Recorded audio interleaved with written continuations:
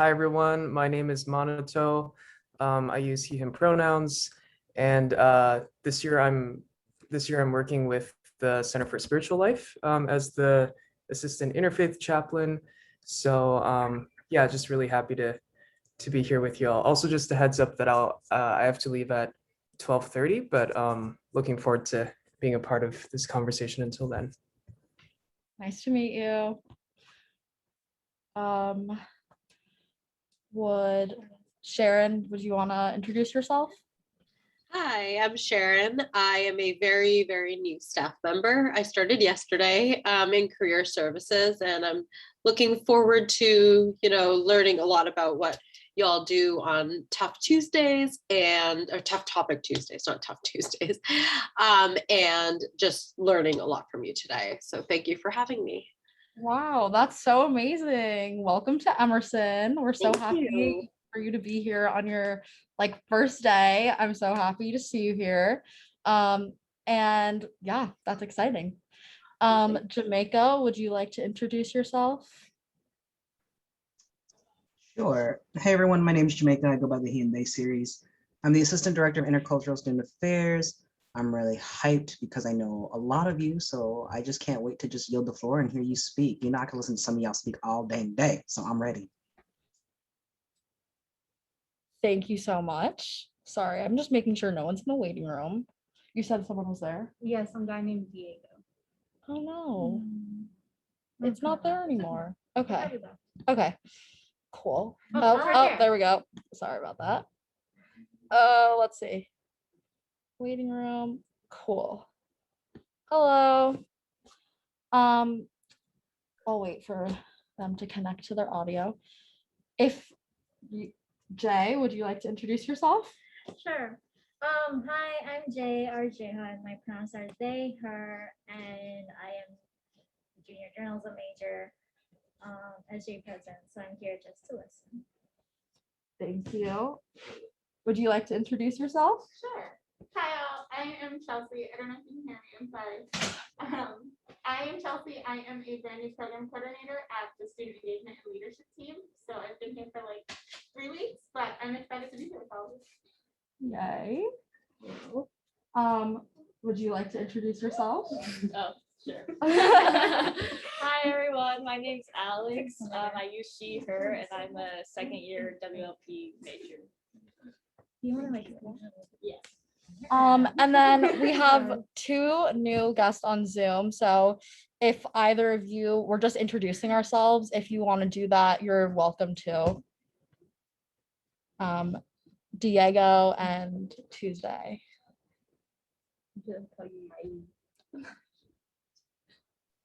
Hello, I'm Diego Centeno. I'm a he, him, his pronouns. I'm a VMA and a first year.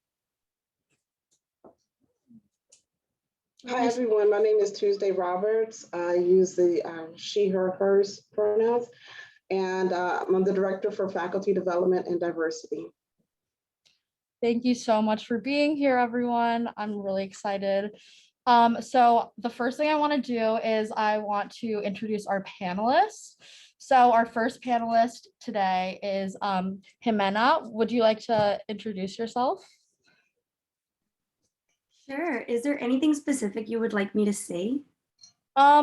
Sure. If you just want to give a little background of who you are, your connection to Emerson, and then I guess why you're here today. Sure. Hi, everyone. My name is Jimena Delgado. My pronouns are she, her, hers. I graduated from Emerson in 2020, so right when COVID was starting, which was great. And I'm here because Jamaica asked me to come. And I used to be a worker at the cultural center, so, it felt very appropriate. Yay, we're so excited that you're here. Priscilla is our other panelist today. So would you like to introduce yourself? Yeah. Hi, I'm Priscilla. I am from Dallas, Texas. I'm a sophomore here at Emerson. I'm a political communications major with a minor in pre-law. and I'm the first generation student senator for our Student Government Association. Thank you.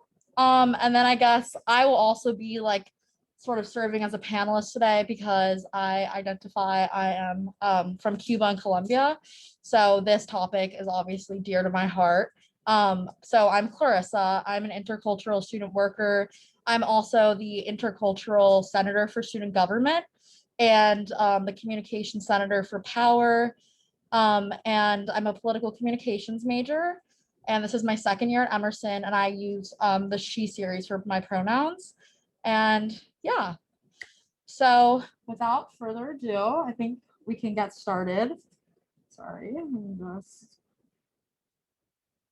So I guess how I kind of wanted to start this off is maybe if the panelists can speak to like their identity and like where they're from, if you're comfortable, just like a background on like who you are a little bit. So I guess I can start that off. So for me, my parents, my dad is from Cuba. He basically came from Cuba when he was a young boy, and my mom is from Colombia. So those are kind of the two countries that I represent. Yeah. Continue.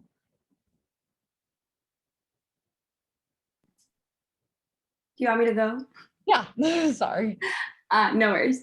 Yes, so I was born and raised in Mexico City, and my family moved to San Antonio, Texas when I was about 15 years old. So I did high school in Texas and then moved to Boston for college. So yeah, Mexico. That's so cool. Okay, so I'm from Dallas, Texas, but my I'm Mexican and Salvadorian. So like my grandmother immigrated here from Mexico, and my father's father is from El Salvador, and so and then the rest of my family is also from Mexico, and I'm only a second generation American. So Mexico is very close to my heart. So is El Salvador. Awesome.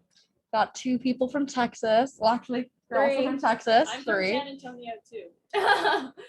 Yeah, What they're high over school there. did you graduate from? Just wondering. I went to Reagan. Oh, I went to Madison. Oh, so close.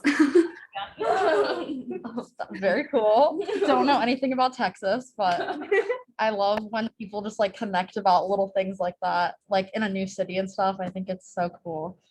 Okay, so I guess like just to start off with sort of like a broad question is like what is like Latinx and like Hispanic identity to you? Like I guess like what does it mean to sort of like hold that identity and like what yeah, I guess I could just start off with that and then we can like dive in from there.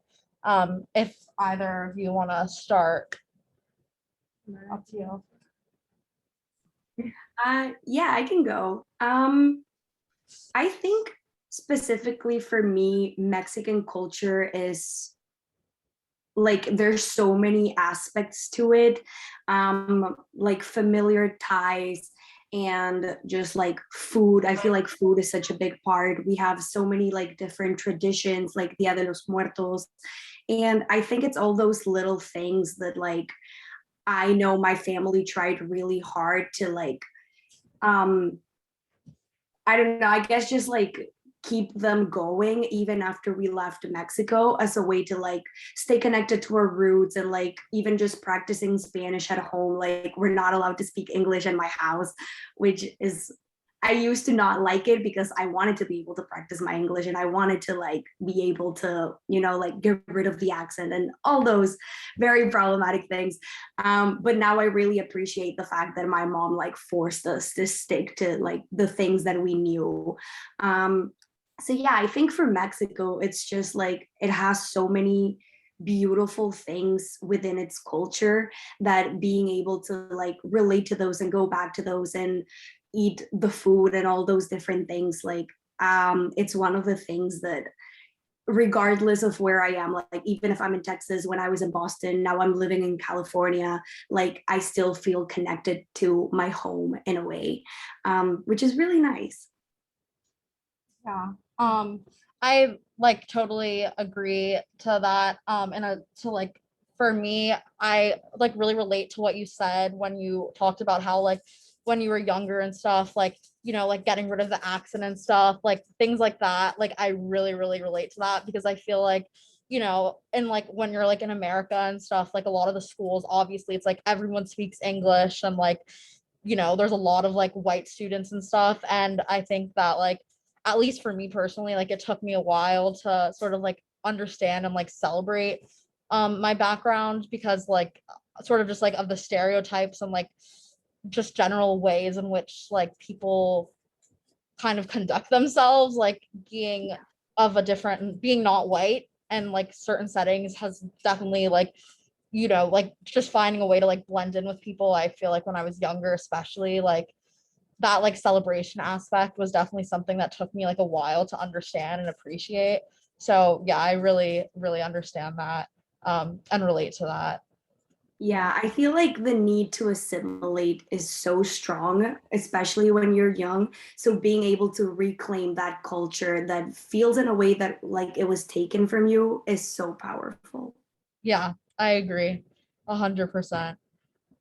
Priscilla, do you Yeah. wanna? Yeah, so most of my family is from Mexico, and I was born in America, and so I haven't had the opportunity to go back to Mexico and to visit where my family is from. And I've always, I guess, growing up, I felt a little disconnected with where I'm from and my roots and stuff. But the culture that my family shares with me and has brought over to America and making sure that I like like eat the food and I like learn the language and things like that and just hold on to the culture. It has kept me connected with my roots and where I come from and stuff. And that's very important to me.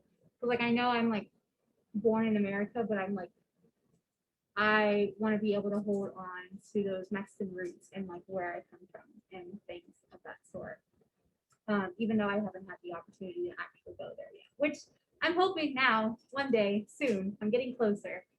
Um, and I think also with like Mexican culture, like it's so broad and it's so like inviting and warm and welcoming. And it's like no matter where I go, I'm able to like, I don't know, like eat food or something. And I'm like, I feel like I'm at home again, or like I feel like I have a place that I belong, or I'm able to like just do different things that like I did with my abuela growing up. And that is part of my culture that I can take with me anywhere and makes me feel at home no matter where I am. Yeah. I'm also looking at the chat, belonging and yeah, reclaiming such big and important things. Um, yeah, I feel like for me, like what it means to like hold on to like my heritage is like I feel like it's super weird, like especially if you haven't like if you've never been back to like where you're from. So like I'm Cuban and Colombian, and I've never gotten a chance to visit either of the places. It's like you can only really hold on to like these stories that you hear and like sort of literal things within the culture that like your parents have like worked to make sure that you can like hold on to and like continue to share. So I find that, it's so important to just like try and get as many like stories that I can and like hearing and always wanting to like learn more about like where I'm from. That's definitely been something for me that's like helped me like hold on to like who I am, because I definitely think it's a little bit weird, especially like not weird, but like it's hard when like you can't even like see where you've come from. Like you can't like physically be there, like especially with Cuba and like the different sort of like limits, like the different ways that they've sort of like created like walls for people in America to like go to Cuba. Like I think that like has always been like kind of hard for me because it's makes it really hard to like know like where I come from and like really be able to like connect back to that. So for me it's always been like listening and like holding on to these stories. Yeah. So I guess like with that, something sort of connecting to it is like, what are some of like the values that you feel like you've gained from your culture and like your heritage? Like, are there any like specific values that you feel like you really live by that come from like your background? I can go first. I guess for me, like growing up, my experience at least with Mexican culture has been like a real value in like community and family. And family is so family is so broad to me because it's like I grew up and it's like family is obviously like my blood family, but then I also had like tios and aunts and stuff like that that weren't blood, but like my family were like, oh yeah, that's our family. Like, you know, they come to eat with us and stuff like that and stuff like that. And I guess I brought that here to Boston, and I just feel so like my friend group is my family, and I believe so heavily in like community and stuff like that. And that's why I love doing events like this where we like give out food and stuff, because I know like at least in my family, like food always connected us, and it just strengthened our ties. And I can always find belonging in like my community and in my family, and just leaning on each other whenever we needed it and things like that. Yeah, definitely. Yeah, I was pretty much gonna say the same thing. I think family is probably the most important thing. I am a strong believer that you do choose your own family though, just because in my own experience, my extended family wasn't great. They weren't present. So even though in Mexican culture, family is like the most important thing, like it's the pinnacle of like your life. For me, that wasn't the case, which when we ended up like leaving Mexico, it was sad because we were saying goodbye to so much, but at the same time, we didn't carry the weight of leaving the family behind.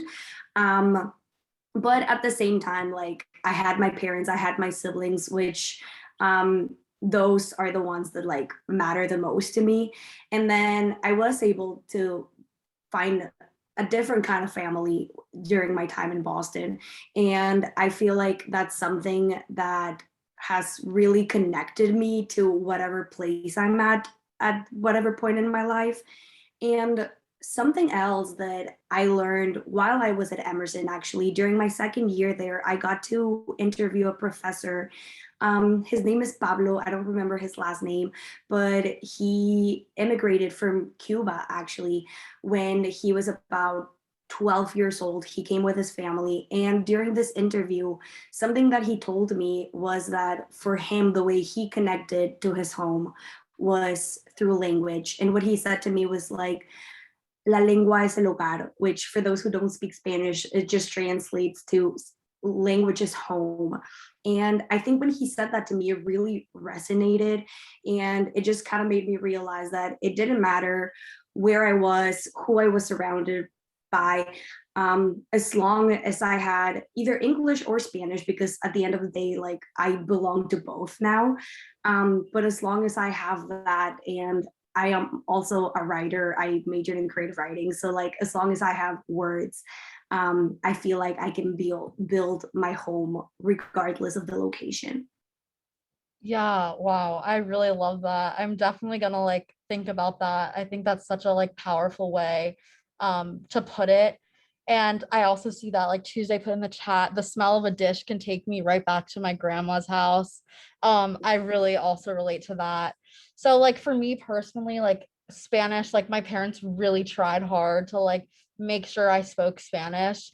And I think that like part of like when I was younger, like just in the sort of environment that I was in like the school, it was definitely like sort of like looked like weirdly at in a sense, like when I like was like speaking a foreign language. And I think that kind of like pulled me away from it a little bit, which is like really sad now because like looking back on it, like language is home in a sense because it's like, you know, there's only a certain like group of people that know like what you're saying, and those people, as we've seen like with us, we have some of like the same like values, you know, like community and food and like family and things like that, which I think like language is such a like amazing way to sort of like group those things together. so I'm really hoping like now that I'm older and like more like I can appreciate more of like who I am and where I come from, that I can like also like make sure that like I can learn the language and stuff so that I can also have that as like a way to connect back. Um, so yeah, I really like that. And like for values, I think also just like food and family and like finding a community is really important for me. Like I also had some like a lot of extended family in like different places, so it was kind of hard to like stay like close to everyone. So I think also like for me, it's just like learning those values that I kind of learned like from the small little bits of culture that I could get from my family. And then bringing that with me and then trying to like find people who have like similar values has been like something that really like has helped me and helped me also like just kind of find like my home within. So yeah, I really love that. Thank you guys so much for sharing. All right, let's see. So I guess like we've kind of like talked about this, but how, as like we've talked about, how can we sort of like our community and heritage, like how can we sort of like celebrate that and share that with others, especially in like predominantly white settings. So for example, like maybe we can speak on like how we could share that like Emerson, and I'm not sure like what your workplace is like, but maybe like once you left Emerson, sort of like how are you able to sort of share your community and your heritage with others while also protecting it. And yeah. Yeah, so I guess when I was at Emerson specifically, my first, I would say, year and a half, I did not have a community. I knew that like groups like Amigos existed, but I joined and I went to one meeting and then I didn't really like it and I just like never went again. And at the beginning of my junior year, I think, Amigos was having this whole like revamping situation where they were like changing the whole e-board and like starting anew. And I was kind of like, I think I had felt alone for so long that I was like, you know what, I'm just gonna join and I'm gonna like try and build that community and help them build this community. So we started like fresh, like from the beginning, we like scraped everything that the last eBoard had. And one of the things that we did was we focused on food because we knew that that was the way to bring people together, especially when it's broke college students. You offer them free food and everyone will show up. So we quickly realized that that was the way to get everyone into our meetings. And once there, you can talk about anything. And even when we weren't dealing with tough issues, just sitting there and like listening to Spanish music and stuff like that, I think it was a really nice way to build that community with everyone around us. And that's when I started to feel more at home and more like myself. And just being able, even with like my friends and my roommates who weren't necessarily Latinx, being able to share those parts of my culture with them, I think made us closer in the long run, which was just really nice to have. And after I graduated, I worked as an AmeriCorps member for a year, still in Boston. So I stayed in Boston for an extra year after graduating. And I work with 826 Boston, which is a nonprofit organization that works with high school students through writing. So I was tutoring kids, and the high school that I was working at specifically, a lot of the students were immigrants from Latin America. So it was really nice to be able to like be tutoring them and helping them with their writing, especially because for most of them, English was their second language, and sometimes they could not communicate what they wanted to say. So being able to like flush out those ideas in Spanish, I think was, I mean, it was very helpful for them, but it also felt so like gratifying for me. And it really felt like I was making a difference. Now I just, like I said, I just moved to California. I'm in Orange County, so it's very white. I'm attending Chapman, I'm getting my master's. So it is a very different environment, and it's definitely very like white dominant. So I'm still trying to get my footing. Also, I've been here for like a month, so we'll see how it goes. But I am surprised to say that at least in like my writing classes, out of like 15 students, 6 or so are people of color, not necessarily from Latin America, but they're people of color, which is really nice to see. And it also just like, since we're all writing, it's nice to see the diversity of like the stories that people bring to the table. So I'm hoping there I can like start to build that community again. Wow, that's amazing. Congratulations. That's really Thank you. That's like interesting that you brought that up, because I mean, this is kind of unrelated, but just like quickly, like in my one of my classes, we're kind of just like talking about the importance right now of like writers who are of all backgrounds, because like stories are like mirrors and windows within like like you have to be able to see yourself in like stories that you read as a child, and also like other people can see a window into other cultures that they can sort of learn more about. So I think that's so amazing, because we really need that right now. Yeah. So Yeah. So I'm not in Amigos because I don't feel very comfortable in that group because they're just not the most inclusive, at least this past couple years. But I do try to like retain my culture and identity here on campus by like food and music and things like that. Like I love to listen to like music in my room that like is from like Mexico and stuff like that. And I'm always like, I always like have it like loud, and then I'm like, oops, is somebody gonna report me? And then I'm like, oh, I don't care. And then I'm just like listening to it. Or like I'll just like share food and stuff like that. And it makes me like really, really happy to be able to like just bring these little like pieces of me from my home and culture here to Emerson, where I haven't exactly been able to like find a community or something like that. It's just it's really important for me to be able to like, for me to retain my own culture and identity and things like that, is for me to share it with others as well, and to invite them to like experience it with me. yeah, 100%. Thank you for that. I really think that like, at least for me, I'm like still sort of like finding how I can like not perfectly, because perfect doesn't exist, but like I'm just still finding how I can like celebrate my own culture and like share it with people while also like protecting it. Because oftentimes like just in the state of the world and stuff, like there's like ways in which like people of color in general are like exploited and like just kind of put in vulnerable situations. And so I think there's also like a balance between like how much to share and like also like what we keep to ourselves in a sense, and like have like as like a sacred sort of like protected thing. So I definitely think that's something that I'm like still sort of trying to like figure out.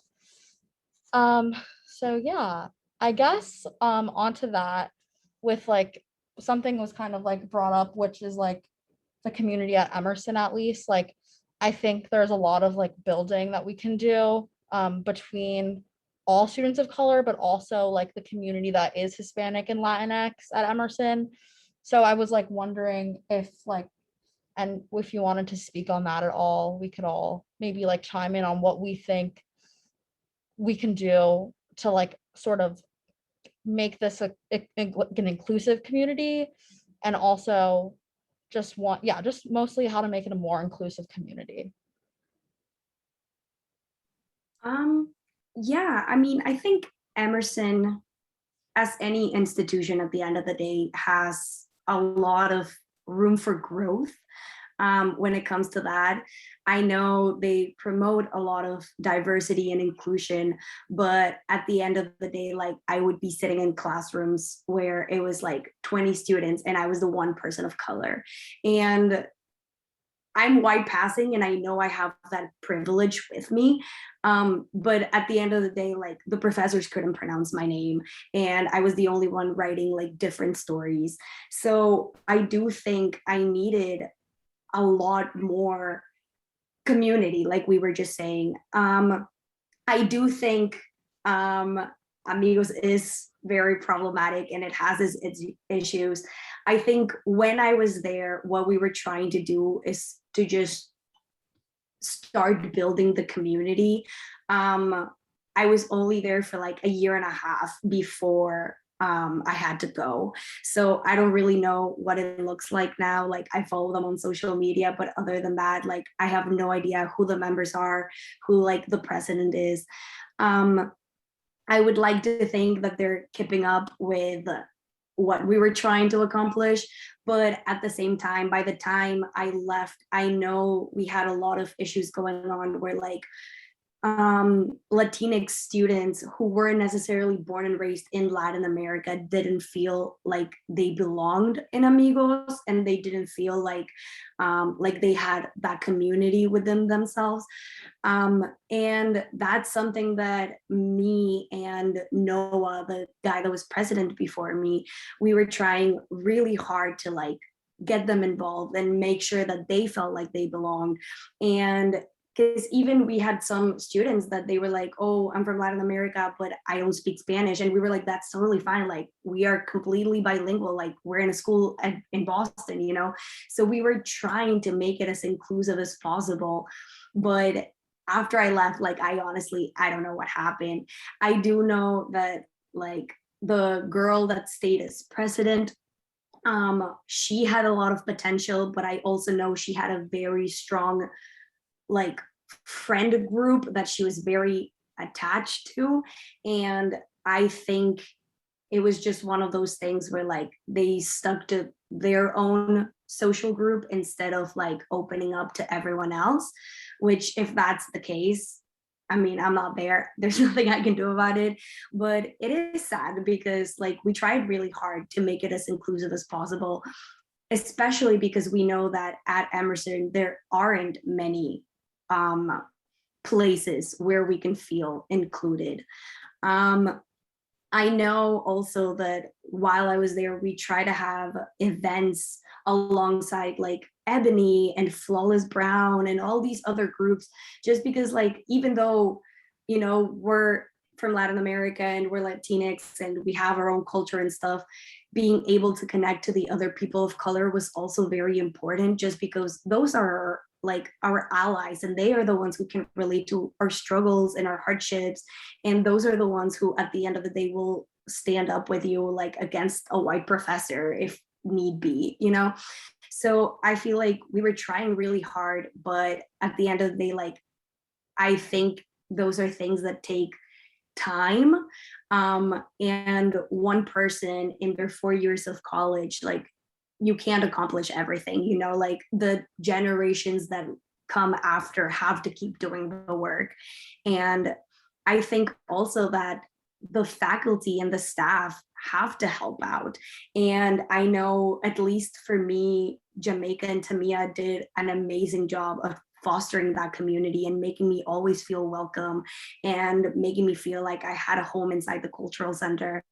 But I know that not everyone had that. And I had that opportunity specifically because I worked there, because before I started working there, I didn't even know that we had a cultural center. So I think it's one of those things where like I was able to get that and I feel very grateful that I did, but I know that 90% of the students didn't.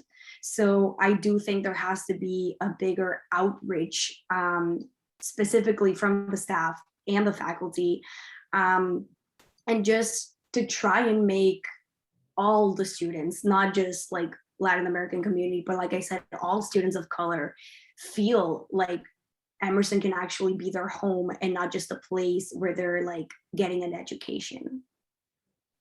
Yeah, I definitely agree with everything you just said. And the idea that like, you know, this like Emerson is also like home, because like this is where like you know, we're living, and this is where we're doing everything right now. And so it's like it's more than just like our place for education, but it's like how can we turn this into a home? I really definitely agree with that. Priscilla, if you want to speak to like what you think about the community at Emerson, and like what maybe some things we could do, you think, to like improve our community. Yeah. I know one thing that Clarissa and I have been trying to do is just like build bridges and like um, a relationship with like the different clubs and orgs and stuff like that, especially like Amigos. And I feel like we've done a pretty good job with like outreach and stuff like that. It hasn't been like the most successful, but we are like getting there and we are trying and stuff like that. Because it's like it's really important for us to like build just like relationships between everybody to come off as like a united front and to kind of like close the divides that we feel are here at Emerson right now. Because there are a lot of people who feel like left out, especially in like the Latino community, Latinx community. They just feel like left out and like they don't have a place in, I guess, like Amigos or just like in the Latinx community in general here at Emerson. And I guess, you know, a lot of communities, they have like issues like that, but you know, we're trying to just focus on these and trying to make more inclusion like our highest priority and planning different events and stuff like that, just having communication and things of that sort, which I know is like a really big priority for Clarissa and I right now. Yeah, for sure. I think also just like more like we could probably like have like more like open dialogue and stuff.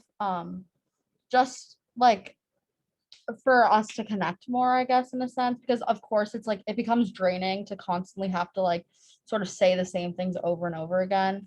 So I think also recognizing that, and just like protecting ourselves in that way, but also, you know, making sure there is a space for us to be able to like share with like specifically like our community ways in which we feel that we can make it better, and even between the different sort of like Latinx groups on campus.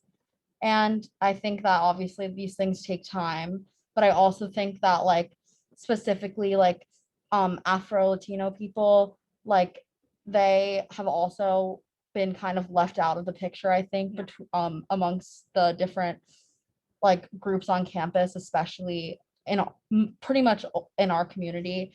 And I think that we should definitely like have an emphasis on making sure that happens because they're also a part of our community.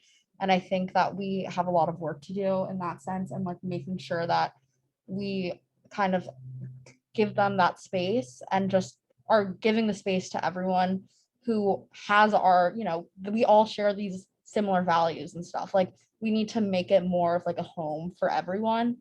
And I think that we can just do that with time, of course. And I don't know, just making sure to lead with compassion and accountability and holding people accountable for, you know, what they're doing. You can say you're doing something, but it's definitely like important that we're getting some like, you know, some events and things like that where it's specifically focusing on making sure that we can include everyone.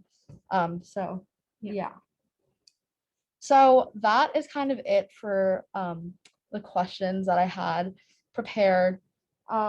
If anyone, first I'm going to open it up to everyone here. If there's anyone who's just listening right now and wants to say anything or add anything to the conversation, you're welcome to. Yeah. If not, that's also okay. I have a question. Um, uh, so my on half my mom's side, I'm Peruvian, and I've been having a hard time in Boston because I've been looking for a thing called Inca Cola, which is a Peruvian soft drink that I could get at home, and I've been looking and looking, and I can't find it. Does anyone know perhaps where there's like a Latin American market where I can find something like that? Recently, the ISPMs were doing an event of around the building, around the world, or whatever it's called, and they had two sections. One is the Asian section, one is the Latin America section. in Latin America, they had snacks that they got from a grocery store, but it was pretty far away. I mean, in Boston, but not like this direct Boston area. Um, you could ask those ISPMs, I think. International Student Peer Mentors, I mean. I was surprised the tropical foods in Roxbury, normally Cass doesn't have it. I definitely Tropical see it. foods Yeah. in Roxbury. Okay. Normally in Cass and Washington. I'll read it. I'll write it I down. can send it to you. I would really like Inca Cola. Like that you brought that up. But yeah, I mean, it's definitely like in our like central location, it's obviously like kind of hard to find. Yeah. A lot of- Probably EC also. Yeah, Yeah. definitely takes some like going outside of like central Boston to sort of find those kinds of places, unfortunately. Do you have any input on that? No, Yeah. I definitely feel your struggle though. Like I went to Copley Square and they had an elote stand and I was like, oh my gosh, like it absolutely blew my mind because I have not had an elote since I moved up here. And it's like, it's so hard to find things like that. So I totally get it. And it's so important too when you find it because then it's just like, I don't know, it completes something in you. Yeah, definitely feel Thank- that. Like, yeah. Thank you very much. I have been looking for it for weeks at this point. I've gone to many places and wasted a lot of time looking for it. But thank you very much. I'll be sure to check those places out. Thank you. Yeah. So do either of our panelists, do you guys have any sort of like anything else that you want to bring up while we're here?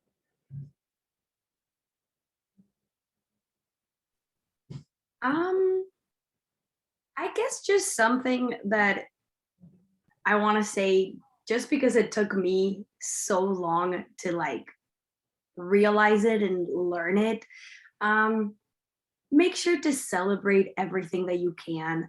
I feel like at the end of the day, like there's so much happening in the world. I remember like some of our events, we would try to like touch on everything happened in Latin America. And at the end of the day, like our world is filled with suffering. And like, regardless of where you're at or where you're looking at, like, if you really look for it, like you will find it. So I think it's important to always focus on like the moments of light. And just like celebrate the little things, like be happy, like cherish the small moments, like finding an elote stand in Boston, because I could never find that and like I would have loved that. So yeah, just like being happy for the things that you have and the culture that was given to you, and being able to like fully embrace it, because at the end of the day, like it is a beautiful culture. And like, I'm sorry if they're like white Americans there, but like white Americans do not have culture. I'm so sorry. That is just a thing. So I feel like just being able to like rejoice in everything that our ancestors like gave to us, I think is so important. So, and obviously like at 18, that is really hard to do. So looking back on it, like there were so many moments where I rejected my own identity just for the sake of belonging. And it really is a waste of time because you always end up coming back to yourself. So yeah, just celebrate the little things, celebrate your culture, celebrate your friends, your family, your language, your food. Because at the end of the day, like it is who you are and it is a beautiful thing, and none of that should ever get rejected. Yeah, thank you so much for that. I really like, I think that that's also like, I'm gonna like leave this like conversation today, like really tuning into that fact is like, I also feel like I used to reject like parts of my culture and like who I am, but as I've gotten older, and it's also just for like a sense of belonging, I think that's like a really beautiful way to put it. And as I've gotten older, especially too, it's like, this is who I am, like this is me, and that is like such an amazing thing. So I think also just like continuing to sort of like hold that in my heart and celebrate that is something that I just definitely want to like bring with me everywhere I go. Yeah. Yeah, I guess my parting piece is that like we are all valid and to embrace differences in the community because I feel like that's what brings us together and makes us stronger. I know that I like consistently doubted myself growing up, and because I grew up in a very like white area, and I went to school and like nobody was like the same as me, and then like I came to Emerson and it's even more white, and I thought I would find my community here, but then I had like a couple experiences where I know with like my former roommate, she just I had some experiences and where I basically she said I wasn't Latina enough and stuff like that. And I guess I just wanted to say that like that is not true. You can never not be Latino or Latina, Latinx enough or something like that. You know, if you're part of the community, you're part of the community and you're valid and you're here and you're accepted. And to not silence yourself or to like hide yourself or anything like that, and just to embrace who you are. And that at least with Clarissa and I in the spaces that we always try to make and stuff, all differences, no matter who you are, how you come, how you present, you're accepted and you're valid. Yeah. Also, we're having a movie night on Monday, and it's the second part of our LatinX Heritage Month events, and we're gonna watch Real Women Have Curves. Yes. So love to see everyone there. Yeah. But yeah, I think that we're kind of coming to a close here. I guess I just want to say, like, just emphasize these points that you guys have like really, really beautifully communicated, which is that, we should celebrate the little things we have, like remember who you are and appreciate those little moments. And that is something that can help you like find your home, I think. And what you said earlier, just like language is home and food is home, like for me specifically, and just remembering those things and like celebrating that all the time. And also just, I think another emphasis, like a point of emphasis in this conversation is that like, we really have work to do on like building the community, but I think that we know like some of the things we can do and celebrating the differences we have and recognizing that like, these are our values, these are our cultures, and it's okay. We're all different in our own ways, but like we have things that bring us together. And just recognizing that and making sure that everyone can feel welcome, and celebrating those things, celebrating the differences. So yeah, I just want to say, I think that's all. But thank you everyone so much for joining. That was such a beautiful conversation, especially like for celebrating who we are. It's Latinx and Hispanic Heritage Month. So very happy that we had this conversation today. So yeah, I think that's it. Right. So good to see you. I miss you. Thank you so much for having me. Thank you all.